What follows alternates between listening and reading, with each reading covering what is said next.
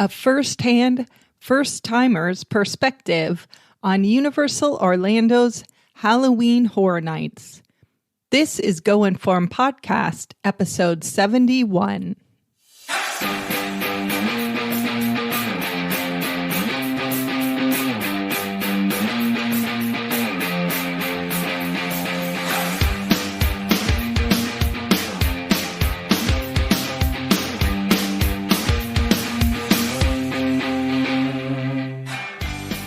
Hey, everybody.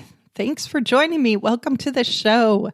This is Go Inform Podcast episode number 71, and I am your hostess, Maven, the founder, a blogger, chief window washer here at goinform.net.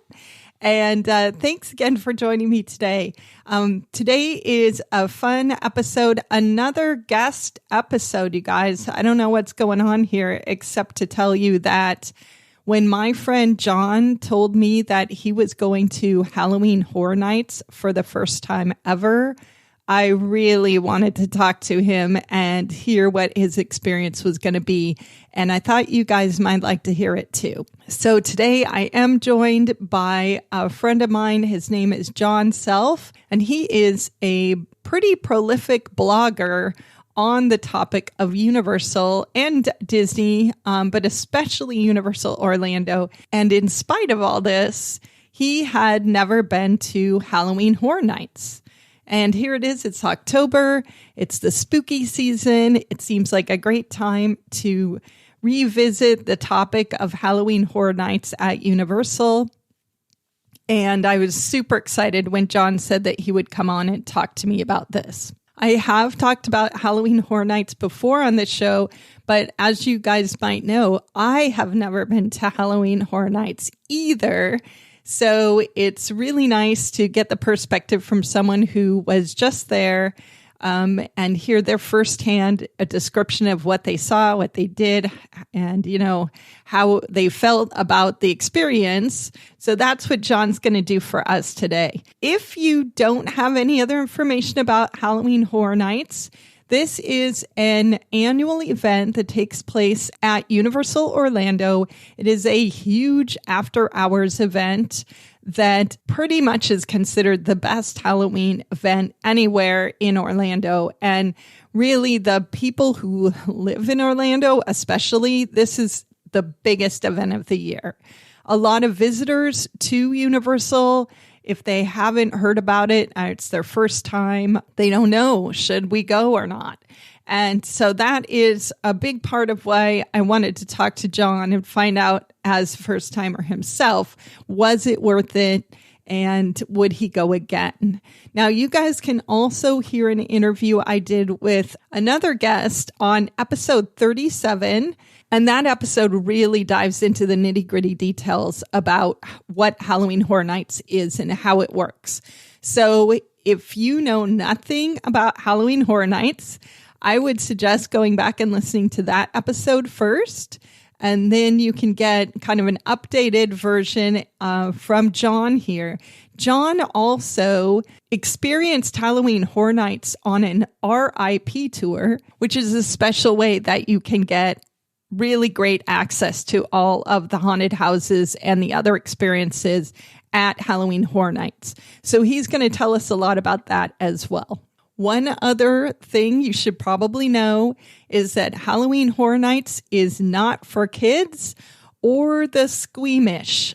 So we're not going to get into many gory details in this particular discussion, but just so you know, this is an event that is designed for adults or at least teenage kids and up. So just keep that in mind when you're listening to John's description of some of the haunted houses and all of that. The show notes for this episode are at goinform.net/71. And that is actually my big post about Halloween Horror Nights. So again, if you want some reference material and you want to find out where you can see more from John, be sure to head over to the show notes at goinform.net/71. Okay, so here is me and John. Thank you for joining me today, John. It's really fun to get to talk to you and get to meet you. We've been communicating on social media and various places for a while now. And so it's really fun to get to really talk and see you on my screen. Yes, I can be seen. In my vocation, we're spending a lot more time talking on screens these days. So I've gotten used to it, but it's good to see you also and chat with you. Yes, thanks for being here. So, John, you are a theme park guru. That's what I would call you. So, but I'm interested to know tell us a little bit about yourself and how you fill your time and how did you come to have this interesting sort of vocation that you have? Well, as we tell a lot of people these days, you want to have a side hustle. We talk about all these different things. You know, I'm recording this from my office at First Baptist Church in Macomb, Illinois, because I have a real job. And I usually tell people, and hopefully it has some eternal significance. But my family, my wife and I are huge theme park fans. We did the thing that she wanted to go on her honeymoon to Walt Disney World, and we did. And we were young and we were not as jaded as we are now, and everything was wonderful and rosy. And so we always wanted to go back to Walt Disney World. But then there were decisions that were made as I worked as a tennis teaching professional, because I did that for a while. When you're a self-employed person, you don't get time off because you can't pay the bills when you do that. So then I went back to get a second seminary degree and started working as a pastor full-time in American Baptist Life. And suddenly I got this weird thing called vacation. And so she told me exactly what she wanted to do. And so we started going to Florida. But I, being budget conscious, seeing things that were coming, we were focusing less on Walt Disney World, even back then. So this is 2010 we're talking. Okay. So we haven't even reached the height of theme parks increasing in prices on both sides. I was like, Universal Orlando is a far better value than going to Walt Disney World. And so we had kind of converted to just going to Universal Orlando and maybe a little bit of SeaWorld because our child was younger back then. And so we started doing that. I started getting connected with a lot of different groups because in my ministry vocation, I do a lot of writing and editing for other things. Because as you well know, it's sometimes writing seems great, but getting it edited so that it's actually publishable is very different than writing. And so there are some people who have amazing creativity, but can't seem to edit their articles.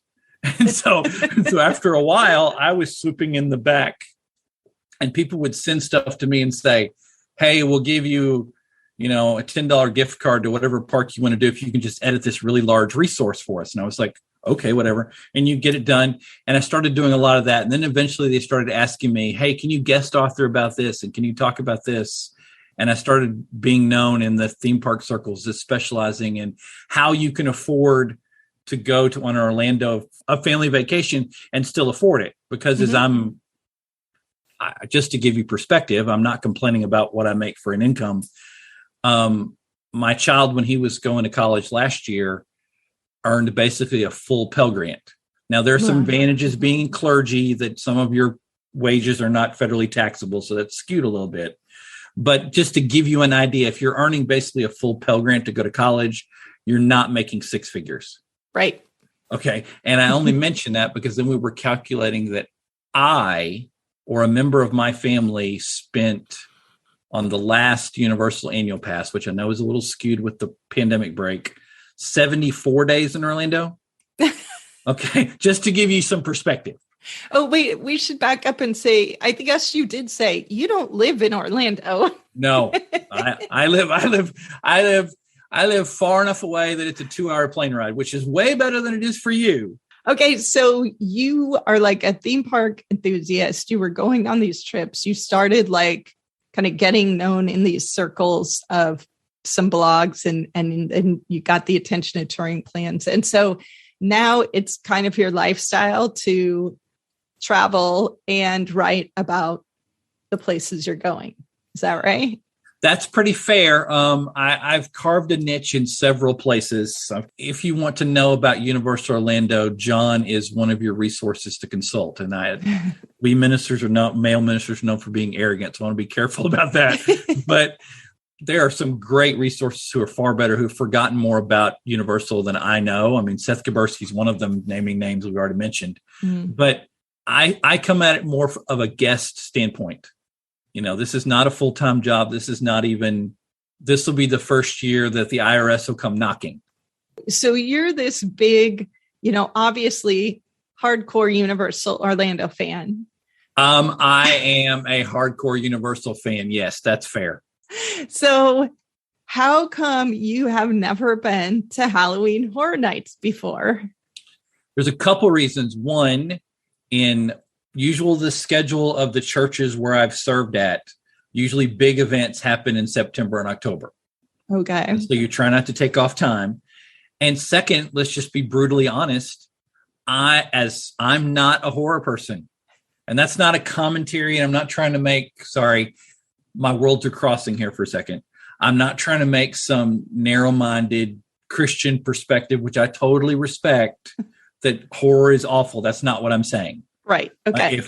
If you were able to see the camera and I picked it up, you would see so many Marvel Funko Pops and all these kind of things. I'm not opposed to any of those things. That's not the point. I even got made fun of in the children's moment during children's service today about all the toys in my office. I'm not opposed to those things.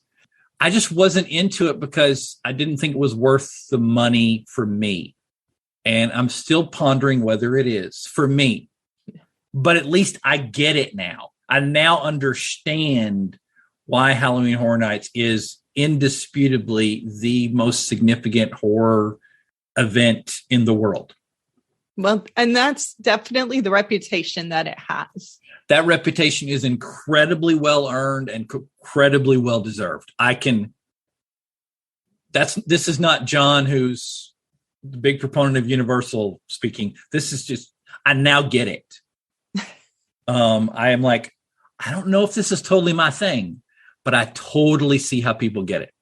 So have you been to any other events, like Halloween events, that would even compare to this before? The only ones that I have been to would be at regional parks, like at Kings Island and Cedar Point and those kind of places. I've not been to a lot of the big time ones, but in fairness, with the exception of Busch Gardens Hallowscream, on this side of the world, not on the West Coast. I know you have you have Knott's Berry, Not Scary Farm? Not Scary Farm. That at least on this side of the Mississippi, Hallowscream is probably the best competition, and it's not even close. They clearly know what they're doing from this infancy thing of Fright Nights that started, 30 years ago. Okay, so you're finally going to go to Halloween Horror Nights. How did you decide, when to go, what kind of tickets you wanted, and all of that? Okay, this is going to make me sound very spoiled and bourgeoisie for a second, so let's all just make sure we're clear. We have a friend group that we're in that's mostly a friend group of my wife. They just include me because they tolerate me because I'm married to my wife. And every year they go to Halloween Horror Nights for about a week, little over a week in September. And so this year was the first year really schedule-wise that worked out. My wife, for the first time, went 2 years ago because it was obviously canceled last year. Right. I mean, I went last year for what I call Diet HHN. I experienced what that was. So I at least had a clue what I was in for and had enough to write to give people. So that was pretty much decided for me. And now, to sound truly spoiled and bourgeoisie and appreciative, I was invited to be a part of an private RIP tour, which is like a private VIP tour to Halloween Horror Nights on that night. And that was decided for me. So I went on September 18th. That is amazing. So you had a private tour experience. Yes, we had a group of 12 where we had a private tour who literally walked you around to, where do you want to go now? Do you want to ride a ride? Do you want to do a house? Do you want to do this? Do you want to take a break? They took you around and you got front of the line access to every attraction. Were the other people in the group veterans of Halloween Horror Nights, or was it a mixture? I believe everybody else had been to Halloween Horror Nights before, including my wife. Right. Okay. I believe I was the only Halloween Horror Nights rookie, and many of them had even been to Halloween Horror Nights several nights leading up to the RIP tour. Okay. The nature of what we do, I obviously had to scribble some things and write some things and do some things in advance. So I knew the backstories and I knew the histories, and this was a very big fan service year because you had all the HHN icons and you had the Welcome to Scary House. I knew a lot of that backstory, but I had no idea what was really going to happen. Okay. So I love this. So were you nervous?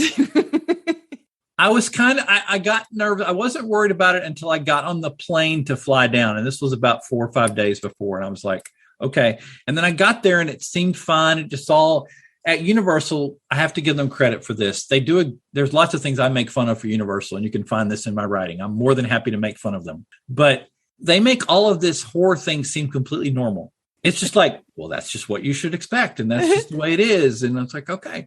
After I got involved in the event, it was fine. Okay. So I didn't notice any, my fear was kind of gone, and I was just trying to soak it in. Okay. That's good to know, because I feel like, I'm one of these people who also is not into horror movies or any of that. It looks really amazing just from a standpoint of like a production value and a show to be, you're kind of part of the show, right? You're living it. It sounds like it could be really terrifying. Yes, it could be. It could be. I think this year, with the exception this year of Texas Chainsaw Massacre House, because as you might imagine, there were lots of chainsaws and lots of jumping out and lots of other things that happened, and lots of jump scares in that house, and possibly the Wicked Growth House, which is building on pumpkins and raising the pumpkin lord from the dead kind of original idea. Most of the houses, though they had plenty of scares and there were lots of ways to get scared, in my opinion, the theatrical sets were the best part. Now, I'd walked through Bride of Frankenstein the previous year, and they, using Universal's term, they plussed it this year. Whereas last year they just did it during the day, and this year they plussed it up, which means they added a few things and it was dark. The settings in that one is they basically just took, it was like a sequel, spoiler if you haven't seen a classic movie from the 30s or 40s. Frankenstein dies. The Bride of Frankenstein wants to bring him back to life and pieces things together. And there's some grossness because you would expect that. Right. But every section had a whole set that told you the story, and there was presentations, and you could walk through. Many of my friends in this same group also did an unmasking tour. I can't remember what the exact name is, but it's where you walk through 3 or 6 houses with the lights on and you see all the sets. I have a whole bunch of photos for that. I have a whole bunch of photos for that. And now for my commercial, I know writing for Pirates and Princesses, which I've just started writing for in the last couple of weeks. I know I've got 3 or 4 of those that I wrote on Friday. Pictures, because some of the houses during that tour, you get to take pictures of the sets. Oh, that's cool. They have areas, because you can't take, Universal, for those of you unaware, does not like you to video or film or photo anything. They are not a fan. That's putting it nicely. If you'd like to get on the Universal jail, that's a good way to get sent there. You can't take videos or anything at all unless you're on a special media list of Halloween Horror Nights houses. But during the unmasking tour, some of the houses you can take photos. Oh, that's and you cool. Get to see all these things, and now I see them during the light, and I'm like, oh, that was really well done, because that's not a whole lot to that. Or the vines in the pumpkin, in the Wicked Growth realm of the Pumpkin Lord. That's the whole title. They're just like little vines that come down where they made them kind of bumpy, and you maybe could have created that with your trip to Hobby Lobby. It's all kind of set up that way, but they put a great deal of time into that. And the confusion, the thing that always baffles me about Halloween Horror Nights, I know they recycle some of these sets, but a vast majority of these sets are never used again, and they only got used for about 2 months. And so it's just amazing how much work they put into these things that basically don't exist in 2 months. Yeah, that's amazing. And so that's one of the reasons I think people really go back, because you have like your friends who, some people go. I actually interviewed someone on a past episode that I'll make sure and link to in the show notes, that goes basically for the whole month of October. And so there's this thing where it's like not only year after year is there differences, but even going on different nights, like you see different things. There's so much to see. I now get that. I now understand that because the description I got of certain houses was very different than I went through. Oh, interesting. Okay. Because houses can even change as the time goes on. The scare zones change as time goes on because they see what works and see what doesn't. So the scare zones, that's where they have the live, the scare actors. Is that what that is? The scare zones, there's 5 scare zones, and basically they theme them out to 5 different themes. And you walk through the set pretty much, and we're out of my area of expertise because this is HHN, but pretty much with the combination of the virus conditions and the direction Universal has been going, the scare zones have become less about scares and more about photo ops. Oh, okay. That's an exaggeration. Because there is still the Gorewood Forest one that is on. If you're walking towards ET into the kid zone, it's in that area. Mm-hmm. And it's a very narrow, and that one could be very scary in the wrong setting. Okay. I can see that one. I walked through that one several times during the event. But it's mostly about, wow, I can't believe how incredible that outfit is, or how wonderful that set is, or how they've recreated that. And this year it was easier for them, as I'm going to sound contradictory. They've pulled images and sets from previous scare zones. Like that, this is boring your audience for just letting me do it. The HHN lore, because they've created their own Halloween Horror Nights lore with Icons and Jack and that group. And many years, Icons got canceled or pushed aside because of events in our culture, like the 9/11 event, or a huge hurricane comes in and does some damage in the area. And they're like, well, we need to tone this one down because that may kind of look like that. It was kind of the old reason that Twister didn't come out when it was originally supposed to, because a huge hurricane happened. Well, Eddie, who in HHN lore is Jack's brother, who's obsessed with chainsaws. You'll notice there's a theme in this year.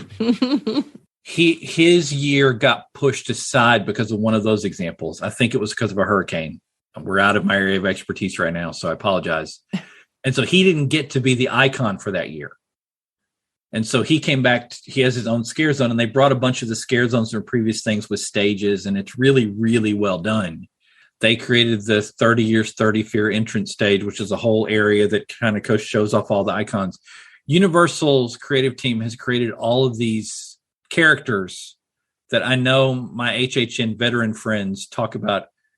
You have all these characters you've created. You have a movie studio. Why have you not created a movie? Right. And I know there's talk about a movie, and I know that Blumhouse, which is kind of in a relationship with Universal, I don't know much about that, but I know they are. There's some talk about them doing an Halloween Horror Nights movie, but I don't know how far along that's gotten. But you have material for just taking the HHN icons. You've got material for at least 8 or 9 movies. Easily. Yeah, that's interesting. It's kind of like how the Pirates of the Caribbean became a movie. Yes. Like, because this is original IP that they've created for the Horror Nights, right? Mm-hmm. Yeah. Which is ironic because Universal is not known for creating their own original IP for their theme parks. That's true. Totally. It's and so, but HHN has a whole bunch of original, like usually when they have 10 houses, they have 5 original houses they've created on their own and 5 intellectual property houses. This year, they only had 4. And technically, there's the gray area of the classic Monsters one. Mm-hmm. That's technically could be considered an original, but it's called an IP. This year, they put a larger emphasis in the original properties. That's cool. And what I hear from HHN veterans is they prefer that because those are usually better done. But since we're on a theme park podcast, it's the intellectual properties that bring people in. So you have to have something familiar. Right. It's people. The Galaxy's Edge that brings people in. It's the Wizarding World that brings people in. Yeah. If you're familiar with HHN in recent years, it's the Ghostbusters and the Stranger Things that bring people in. Right.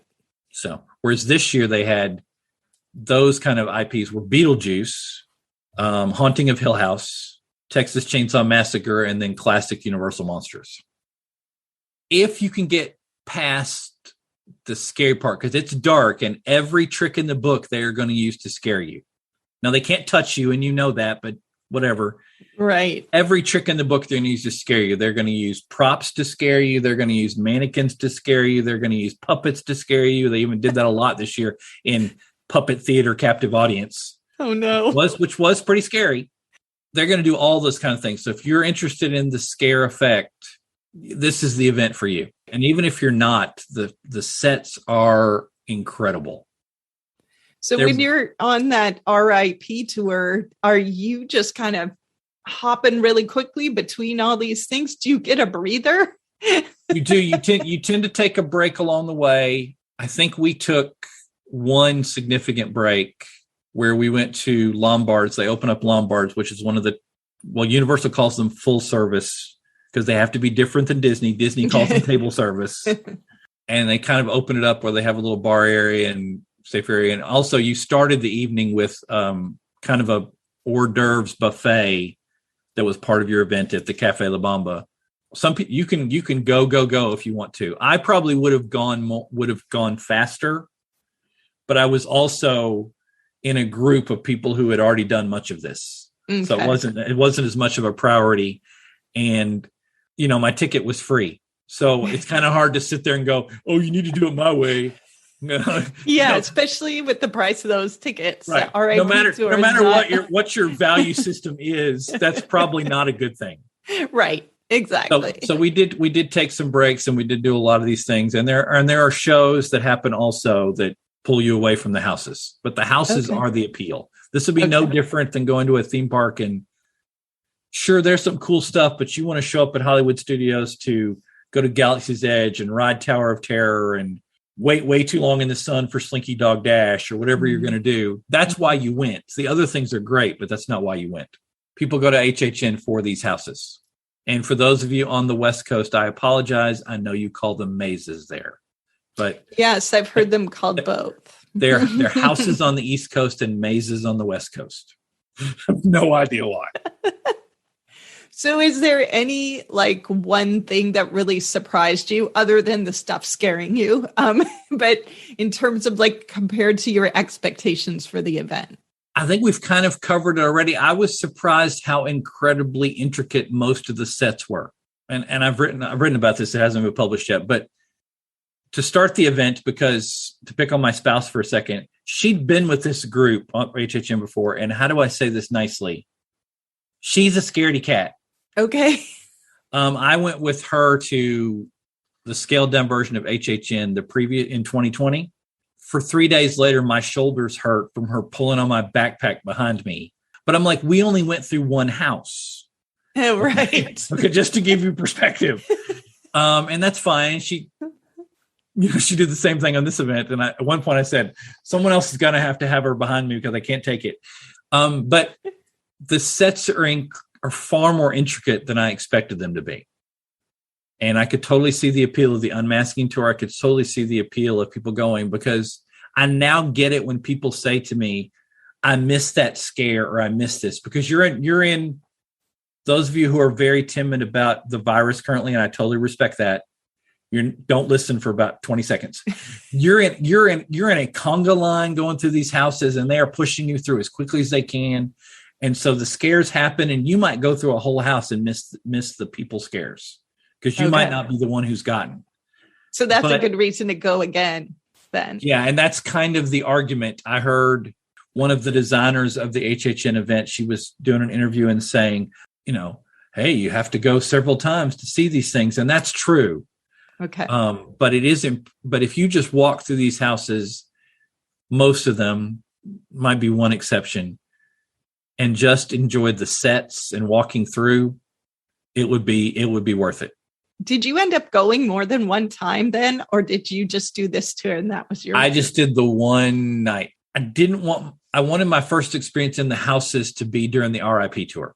So I didn't want to be spoiled for that. But based on how my schedule fell, we went on the RIP tour Saturday. I knew I'd be too tired to go again Sunday night. Halloween Hornets didn't happen on Monday and Tuesday. And so the next time it could happen would be Wednesday was my last night there. And I was like, I'm not sure that's really worth my time to do that. Right. And so I didn't go, but I'm pondering maybe going because I'm going back the first week of October. Okay. So you might go again this year. I might. I'm pondering it, but I'm still, as I think we were talking about before we started recording, I'm still not sure HHN is my thing.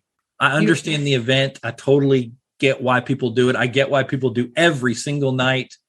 And as I heard another theme park expert say, they save up all year eating peanut butter and jelly and ramen noodles so that they can afford to do a private tour or to get express with all the things they do. I get why they do that now, and I get why it's a big deal.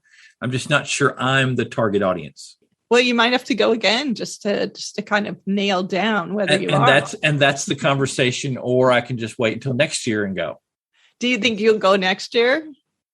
I suspect that I probably will. I suspect, and now some of this is a little skewed because for the last couple of years, I've bought the Premier Annual Pass, and the Premier Annual Pass comes with one free night on select nights. And so it's already kind of built in. Right. So you could plan for it to make your trip during that time. And so you already go, if my Premier Annual Pass is about $600, a night at Halloween Horror Nights is $100. And so if you've already rationalized in your mind, well, we're talking rationalization. This is not good budgeting. Okay. Those of you listening, well, I'm really only spending $500 for my annual pass. That's not bad at all. And considering I get huge discounts on food and hotels, this is going to take care of itself. You start to rationalize the whole thing. But I think if you went to Halloween Horror Nights next year, it would be fine. Right. And I easily could rationalize not to get into the small amount that theme park writers, bloggers get. But surely I would write enough stuff about HHN to cover $100. There you go. Okay. So I guess we know you're going next year now. I suspect that I'm going next year. Yes. Assuming I'm in my work situation and I'm available to do that, I suspect I will. So probably the next time you go, you'll just go on your pass and kind of have a typical experience rather than the fancy RIP. If I had to guess, the group that goes will probably have another private RIP tour. So I will once again be the spoiled bourgeoisie looking upon the masses and calling them peasants. Yes. But that's not usually how I do Universal. Yeah. Well, it's fun to get that kind of extra, treatment once in a while. So That's very cool. So when you go again, is there anything that you would not do or that you might suggest somebody else does not do related to haunted Halloween Horror Nights? If you go this year, because one of the struggles is if you go, you have to decide, do I want to spend the extra money for Express or for an RIP tour? Because if you're just going to HHN, you can probably get a multi-night ticket for weeks for $300, $400. But then when you tack on, we'll get it with Express, which is better, but it's not like Express during the day. You're not just going to walk on. You're still going to wait in a line. Now you're starting to talk about, well, now it's $700 or $800 or $900. And you're like, but say you spent $300 on a multi-night ticket. And I think I'm inflating it. I think you can get it for less than that. You may not be able to do all the houses, and you may have to pick and choose what you're going to do.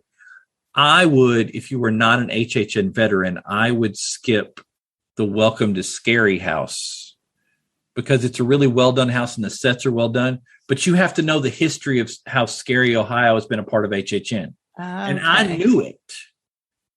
And I still was like, I think I'm lost in this story. I don't think I get this. And I knew the background. And if I had to choose my time, I would not go to the Lagoon show. It was good, and they do a great job with their projection show, but I would probably spend my time doing something else because this year for HHN, they've expanded the food options because HHN, we didn't even talk about food. Yeah, they created entire booths dedicated to each house. Like the Haunting of Hill House, you get to have a tea party. If you've watched Haunting of Hill House on Netflix, you will understand that, and you will be creeped out just by me saying a tea party. Because on the Haunting of Hill House, you do get to go to you get to see the red door. Anyone who's seen it is listening right now going, uh-oh, look at this is bad. So they make little sandwiches, and then you have a special tea that you can have. HHN, one of the reasons, and please, I'm not a drinker, and that's not condemning people who drink alcohol. That's not the point of this conversation. HHN is a place where people go to drink. Okay. Let's just be honest. That's why HHN hires an incredible amount of off-duty police officers, and they will put you in HHN jail. That's a real thing. Okay? That's not made up. They set up an area for people to get too drunk or break the rules, and they stay there, and they take care of that. Universal doesn't put up with that.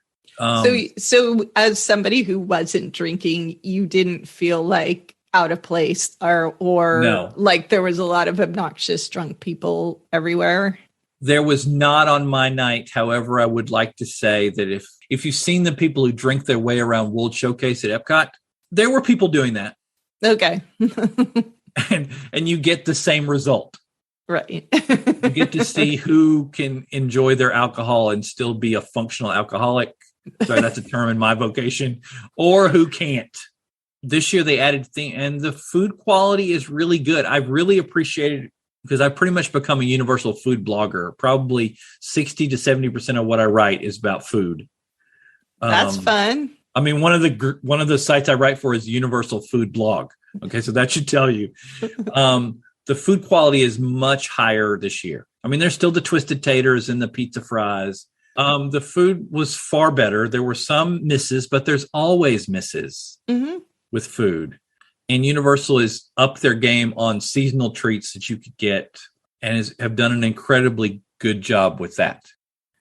So kind of the highlights are you've got this amazing sets, amazing storytelling. Yes. If you went, I guess I should have opened with this. If you bought early on a night to go to Halloween Horror Nights, and you not to get into intricate things you can look up, you didn't stay and scream, you just showed up for the night. Mm-hmm. Because you didn't have tickets to Universal. You just showed up, you walked in, you walked through the 5 scare zones, and you went through the Beetlejuice house, the least scary house ever. It will be worth your $70, $80. All right. Wow. I think that is a really good summary right there. That's fantastic, especially given your perspective of trying, is it worth it? So I think it would be worth it for that. Yeah. Just alone. Just for that. If you could sneak into, assuming you're not taking small children, if you could sneak into the show that's in the soon to be changed Fear Factor Live area, mm-hmm. That show, what is it? Nightmare Fuel. I can't remember what the name of it is, which is an incredibly well done show that Universal used a third party to come in and do. Mm-hmm. It has magic and all kinds of things. And what I believe it was Alicia Stella who said, and they had lots of risque dancing because that she's absolutely correct. I would not be taking a 12-year-old. Is it like a burlesque kind of a thing? It's not that bad, but one of my friends called it more S&M. And there's leather outfits, and it fits the theme and it works for the theme for what they're doing. But you shouldn't take small children. I'm just saying. Okay. And that's not just me being a pastor. That you just shouldn't take small children. If you got to see that show, Beetlejuice, experience the scare zones, if you didn't normally go walk through the tribute store, which we haven't even talked about, it would easily be worth the $70, $80. Okay. So overall, sounds like you're giving it 2 thumbs up. I am giving it 2 thumbs up, but I'm not sure I'm going to become a person who does this every night and waits in the stay and scream corral and waits there in the hot sun so they can be the first one to get to the house. That's a whole intricate thing you can look into. This is something Universal does well. For those of you who are more Disney fans, Disney does most of their shows and their parades and their fireworks usually very well. This is Universal's answer. Okay. Gotcha. So if somebody is like planning a trip, say for next fall, so they're going to be in Orlando during the time of this. I know it's not for everyone, but like how would you recommend somebody decide whether they should spend a night doing Halloween Horror Nights?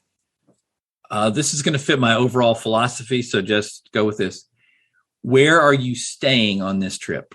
If you're only staying at Walt Disney property, I don't know if it's a great idea.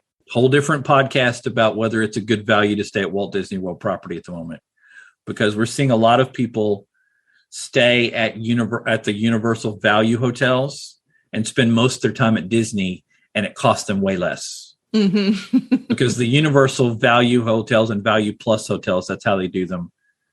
If Dockside, Surfside, Cabana Bay, and Aventura are basically the equivalent of the All-Stars, Pop Century, and Art of Animation. That analogy breaks down a little bit, but it's pretty close. Mm-hmm. Without any effort, you can stay at a value hotel at Universal for $140 a night with no effort. I mean, I just stayed for $75. With an incredible amount of effort, would you find a value hotel at Disney for $140? It's become a lot easier to Uber and Lyft from Universal to Disney.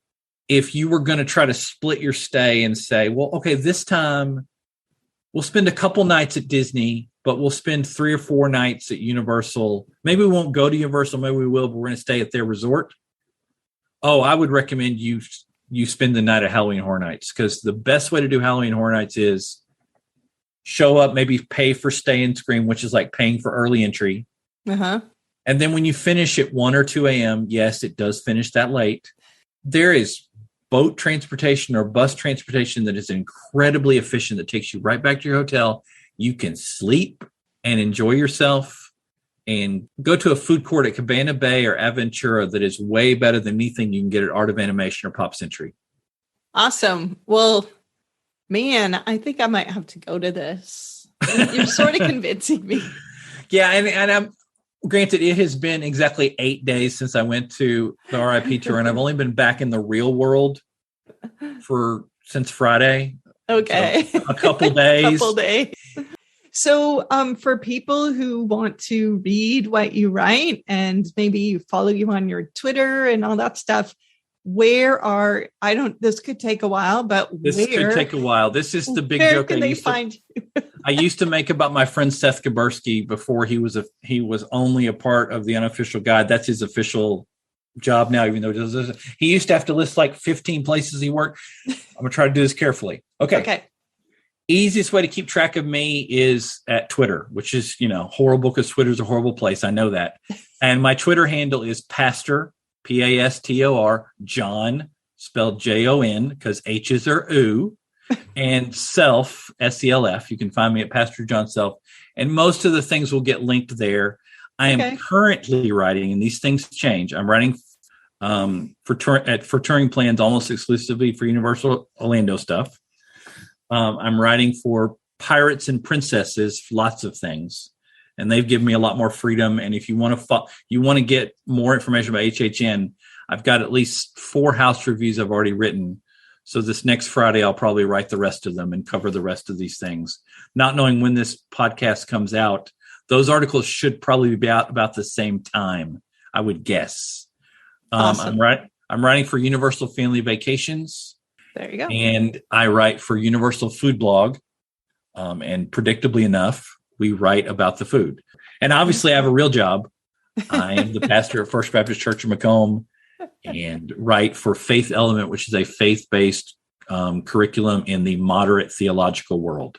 If you function in that world, you've already read through the code of what I just conveyed of yes, I have Baptist in the name, but we're a very particular brand of Baptist. Many different faith groups use the Faith Element curriculum.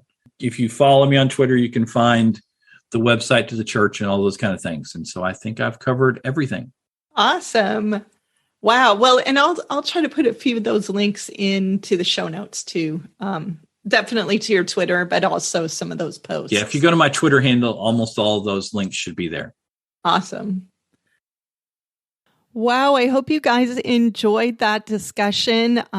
John and I actually talked about a lot more than just that. We probably could talk all day long. So don't be surprised if you hear him again on the show. Big thanks to you, John, for joining me and talking about your experience at Halloween Horror Nights.